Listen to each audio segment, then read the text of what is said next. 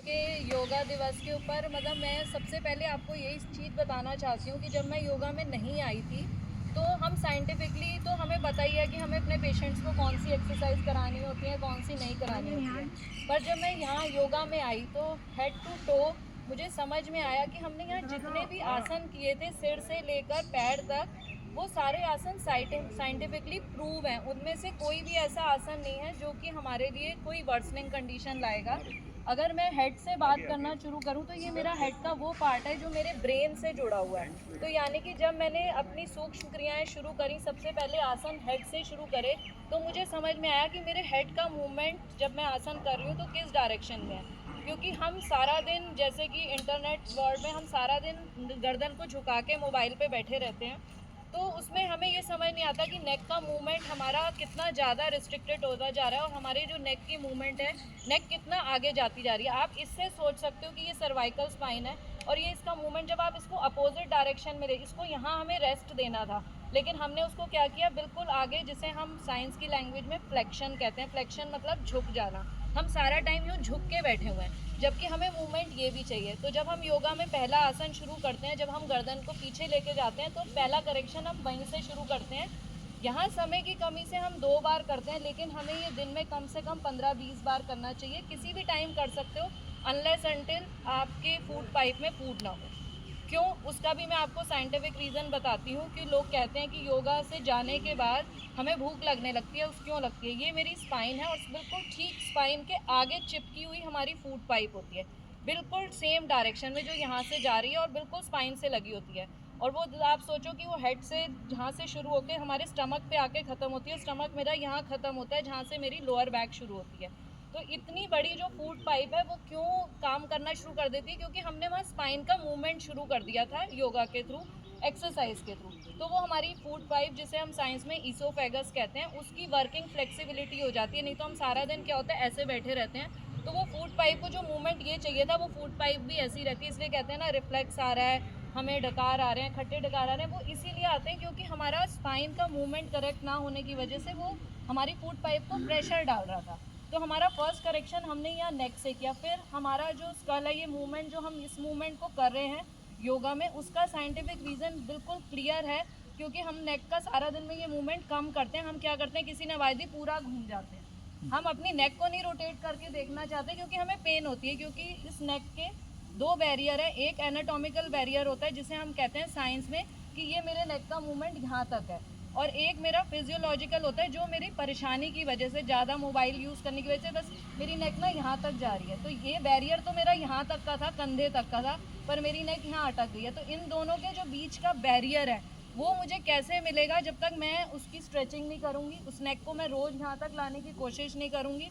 तो वो मेरा फिजियोलॉजिकल बैरियर से एनाटॉमिकल बैरियर तक नहीं पहुँचेगा। और हमें भगवान ने ये बैरियर दिया था कि तुम यहाँ तक ला सकते हो अपनी गर्दन को, पर हमने यहीं स्टक कर दी बिकॉज ऑफ हमारी आगे झुकने की कैपेसिटी ज़्यादा काम करने से। तो ये हमारी जो नेक की एक्सरसाइज है ये बहुत ज़्यादा, क्योंकि हमारे नेक का जो कर्व होता है बेसिकली वो सी कर्व है। सी मतलब वो सी आगे है, पीछे की तरफ खुला है, पर हम उसको उल्टा ले जा रहे हैं। हम उस सी को अलग डायरेक्शन में लेके जा रहे हैं। तो हमारे को नेक की सर्वाइकल की प्रॉब्लम आनी ही आनी है, कोई रोक नहीं सकता। फिर उसके बाद ये सर्वाइकल की 7 वर्टिब्रा के बाद हम आ गए थोरैसिक स्पाइन पे। एक मिनट मैम इधर आएंगे, पीछे बैक करना। ये हमारी थोरैसिक स्पाइन है, ये वाली थोरैसिक स्पाइन है। इसको भगवान ने कर्व दिया था। ये सी ऐसे था, जो सी आगे की तरफ खुला हुआ था, लेकिन हमने उसे क्या किया, हम सारा टाइम बैठते बैठते उसको हमने और आगे झुका दिया, जिसको हम कहते हैं स्लाउचिंग पोजीशन। मैम घूम जाएगी। तो स्लाउचिंग पोजीशन में क्या होता है, जब मैं ऐसे बैठना शुरू हुई तो ये मेरे कंधे हैं, ये अब मेरे कंधों को भगवान ने डायरेक्शन दी थी ऐसे, लेकिन मैं कहाँ जा रही हूँ, यूँ मैं और झुकती जा रही हूँ। और वो आजकल काउच आ गए हैं, उसमें और घुस जाते हैं, और वो और जो आपकी स्पाइन है उसके सारे कर्व ख़त्म करते जाते हैं। नेक का कर्व ये था, ये ख़त्म कर दिया। स्पाइन का कर्व ये था, तो ये कर दिया। फिर हम कहते हैं हमें हम्प निकल गया, अब हमें पॉस्चर करेक्शन करना पड़ेगा, हमें बेल्ट लगानी पड़ेगी। लेकिन हम उसकी जगह ये नहीं सोचते कि हम एक्सरसाइज करें, योगा में जाके पॉस्चर करेक्शन की एक्सरसाइज करें। वो कैसे, जब आप सारी ब्रीदिंग डालते हो, हमारे को कहते हो ना डीप इनहेल, सब डीप इनहेल करके देखोगे आपकी स्पाइन अपने आप इरेक्शन में आ जाती है। जैसे ही आपने डीप इनहेलेशन, बार बार मैम ने कहा कि डीप ब्रेथ करो, डीप ब्रेथ करो, तो मेरी स्पाइन ने मूवमेंट करना शुरू किया, जो पहले मैं उस मूवमेंट को रोक चुकी थी सारा दिन बैठने से। तो जब मैंने जितनी बार लंबी सांस खींची, मेरी स्पाइन ने भी सांस ली, उसको हम सांस लेने ही नहीं देते थे, एक जगह अटका के रखा हुआ था।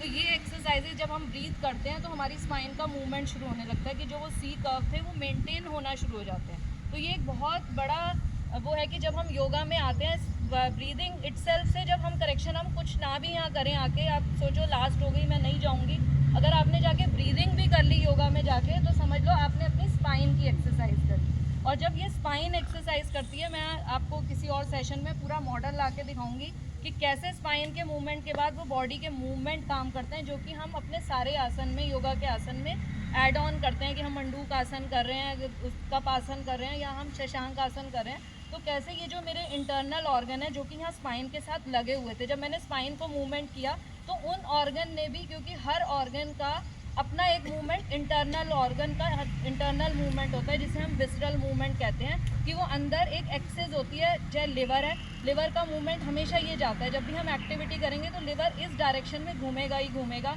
हमारा स्टमक है वो आगे पीछे के डायरेक्शन में घूमता है, क्योंकि उनकी एक एक्सेस भगवान ने बना रखी है कि इनको भी घूमना है। लोग सोचते हैं कि शायद बाहर के ऑर्गन घूमते हैं, लेकिन इंटरनल ऑर्गन की अपनी मूवमेंट होती है, अपना डायरेक्शन होता है। चाहे वो हमारा पेट हो, चाहे हमारी आंतें हो, चाहे हमारे इवन लंग्स हो। लंग्स के भी 4 मूवमेंट होते हैं जो हम कभी आगे डीप उसमें बात करेंगे। वो मूवमेंट हम लंग्स के ऐड ऑन करते हैं ब्रीदिंग के थ्रू, क्योंकि हमारे लंग्स के एक, शायद किसी आप लोगों को पता होगा कि हमारे लंग्स से एक बहुत बड़ा लिगामेंट है जो कि हमारी नेक की मसल को जोड़ता है। तो जब हम ब्रीदिंग करते हैं तो वो लंग्स के थ्रू वो लिगामेंट काम करना शुरू कर देता है और उसके अंदर फ्लेक्सिबिलिटी आ जाती है और हमारी ब्रीदिंग तो अच्छी होती है और हमारा नेक का मूवमेंट भी खुल जाता है। तो ये सारी चीज़ें ऐड ऑन है, एक से एक चीज़ जुड़ी हुई है, चाहे वो ब्रीदिंग हो, चाहे वो मूवमेंट हो, चाहे वो हमारे आउटर मूवमेंट हो, और आउटर मूवमेंट के साथ इंटरनल मूवमेंट। फिर हम जब लंबर स्पाइन की बात करते हैं तो ये सी कर्व हमारा लंबर स्पाइन का भगवान ने ऐसे बना के दिया है, पर हम जब सारा दिन यूँ बैठे रहते हैं तो वो स्पाइन अपने आप, फिर हम उठ के कहते हैं वो बहुत कमर दर्द हो रही है, फिर नेचुरल हम कर्व बनाने की कोशिश करते हैं, इसको ऐसे करके हम करते हैं, फिर उसको रोटेशन देने की कोशिश करते हैं, जो कि एक दिन में नहीं आता। योगा एक ऐसी प्रैक्टिस है जो हम रोज़ रोज़ करते करते उसके बाद वो जाके फ्लेक्सिबिलिटी आनी शुरू होती है। आप ये मत सोचना कि हम 1 महीना आए तो हमारे को कुछ मिरेकल हो जाएगा। ये एक बहुत स्लो प्रोसेस है, बट इट्स अ वर्दी प्रोसेस, जिसमें धीरे धीरे धीरे धीरे आप गेन करते हो। इसमें खोने के लिए कुछ नहीं, क्योंकि जो भी हम ये एक्सरसाइजेस कर रहे हैं ये एरोबिक एक्सरसाइज हैं। क्यों? क्योंकि इसमें हम ऑक्सीजन इनहेल कर रहे हैं। जो लोग जिम लवर हैं वो जिम जाते हैं, they do aerobic exercise on treadmill और साइकिलिंग, वो एरोबिक हैं। लोग सोचते हैं कि जो वेट लिफ्टिंग कर रहे हैं वो एरोबिक एक्सरसाइज नहीं है, दैट आर एनारोबिक एक्सरसाइज, जिसके लिए हमारी बॉडी को बहुत मेहनत करनी पड़ती है। तो लोगों को सोचते हैं हमारी मसल तो नेचुरली बनती है, बट वो एरोबिक एक्सरसाइज नहीं थी। आपकी बॉडी में वहाँ ऑक्सीजन नहीं पहुँची है। ये बहुत मिथ है आजकल की जनरेशन में, इसीलिए क्योंकि वो वेट ट्रेनिंग करते हुए इसीलिए कार्डियक अरेस्ट होता है, क्योंकि ऑक्सीजन बहुत लेस थी, उनको चाहिए थी ऑक्सीजन। उन्होंने ऑक्सीजन एक एसी वाले रूम में वो खड़े हो गए, आर्टिफिशियल ऑक्सीजन पे बेसिस थे, तो वो उनको नहीं मिली। और जो हम यहाँ ले रहे हैं, हम एरोबिक कर रहे हैं, हमारा कार्डियो भी हो रहा है और साथ साथ हमारी सारी बॉडी के मूवमेंट भी हो रहे हैं। तो ये सारी चीज़ें, चाहे वो स्पाइन हो, चाहे हमारा हेड हो, या फिर हमारा पेल्विस हो, जब हम रोटेशन की एक्सरसाइजेस करते हैं तो ये पेल्विस का नेचुरल मूवमेंट्स हैं जो भगवान ने बनाए हुए कि वो एंटीरियर भी टिल्ट करेगा। जब हम पीछे गए तो ये मेरा पेल्विस एंटीरियर टिल्ट किया, जब हम आगे झुके तो मेरे पेल्विस ने पोस्टीरियर टिल्ट लिया। जब मैंने रोटेशन लिया इस तरफ तो ये मेरा इस साइड का पेल्विस जो था ये आउटर गया, यानी कि ये आउट फ्लेयर में है और ये वाला इन फ्लेयर आ रहा है। तो ये नॉर्मल मूवमेंट है मेरे पेल्विस के, जो मैंने घर पे बैठे बैठे रिस्ट्रिक्ट किए हुए थे, मैं एक्सरसाइज नहीं कर पा रही थी, या हम लोग नॉर्मली नहीं करते थे, इन मूवमेंट पे ध्यान नहीं देते थे। इसीलिए आप लोग जब योगा में ऐड ऑन करते हो, आप उस समय समझाते हो, पर मैं उस समय उस हर मसल को सोचती हूँ कि मेरी कौन सी मसल इस समय काम कर रही है, ताकि जब मेरे सामने कोई मेरा पेशेंट आता है और वो ये कहता है कि मैम मेरा पेल्विस मैं रोटेट नहीं कर पा रहा, रोटेट करते ही मुझे चक्कर आ जाता है, तो वो फिर मुझे ऊपर से लेकर नीचे तक एग्जामिन करना पड़ता है कि व्हाट इज़ द